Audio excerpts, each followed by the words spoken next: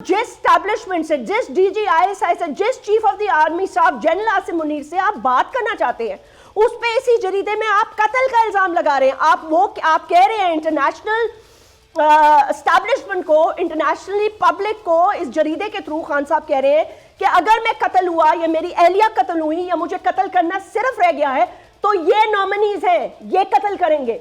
अब सर ये तो बड़ी अनोखी बात है ना, अगर आप उन पे कत्ल का इल्जाम लगा रहे हैं तो फिर how can you talk to them? What is the assurity? Why do you want to talk to them? This is highly, I mean like, मेरे लिए तो ये बहुत हैरान कुन बात है ना। रऊफ हसन कहें जैस्मीन मंजूर मुझे कत्ल करना चाहती हैं और मेरे ही शो में आके सर मुझसे डिबेट कर ले।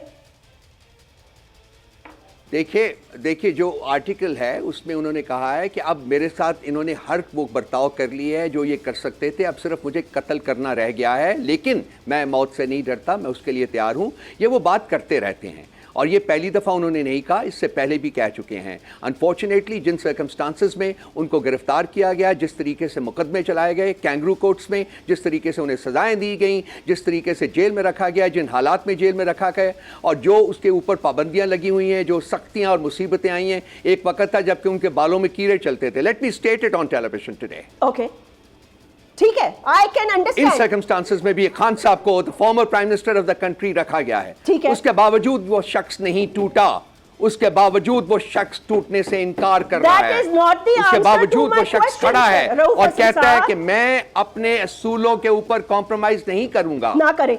देखिए ये बहुत इंपॉर्टेंट चीज है, इसको डिटेल में। रऊफ हसन साहब देखिए, I totally respect this thing, उस पर आ रहा हूं, लेकिन आप उन लोगों से कैसे बात कर सकते हैं जो आपके कत्ल का मंसूबा बना रहे हैं, बकौल आपके।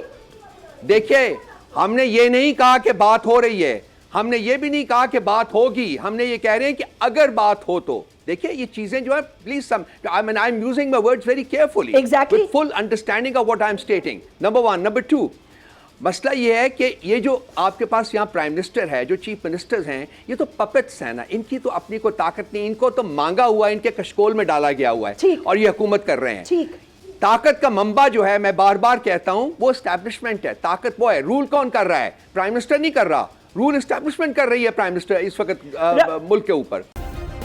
सब्सक्राइब करें और बेल दबाएं ताकि कोई खबर रह न जाए।